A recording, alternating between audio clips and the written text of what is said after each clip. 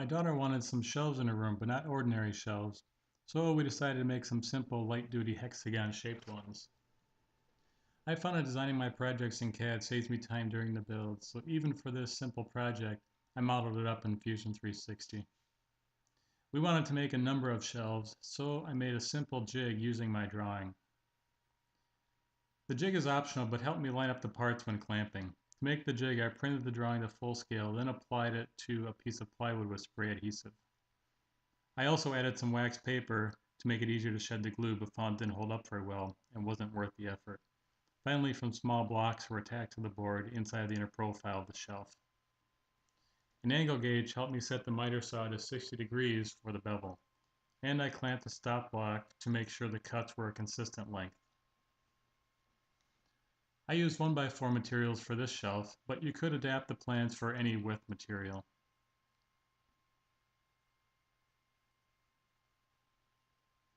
I wanted the hangers hidden from view, so I used my router table to route a groove in the edge of the top piece where the hanger would be.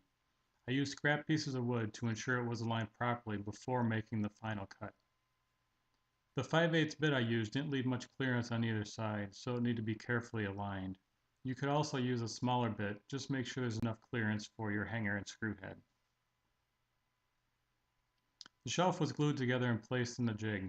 If you print the drawing to scale for this jig, be sure to check your printer settings to make sure it isn't being fit to the paper, or the printed size will be wrong. Also make sure there is plenty of clearance between the shelf and jig blocks so they don't prevent the shelf from clamping up tight. I used a band clamp to pull it together. Some nails help hold it while the glue dried. This is my first time using a band clamp and it worked really well for this project. The nail holes were filled with wood filler. If it lines up well during glue up, you won't need to do much sanding, but 220 or similar grit helps smooth it out for your finish.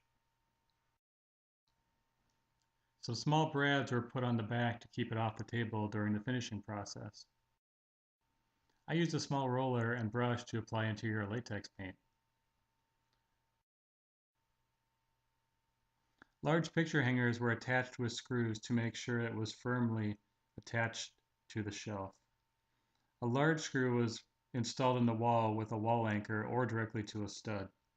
Make sure to use the combination that will hold the shelf or whatever you put on it.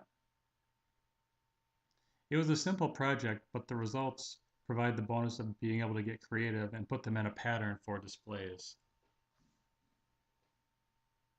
Thanks for watching, and please add your comments below and like and subscribe to the channel.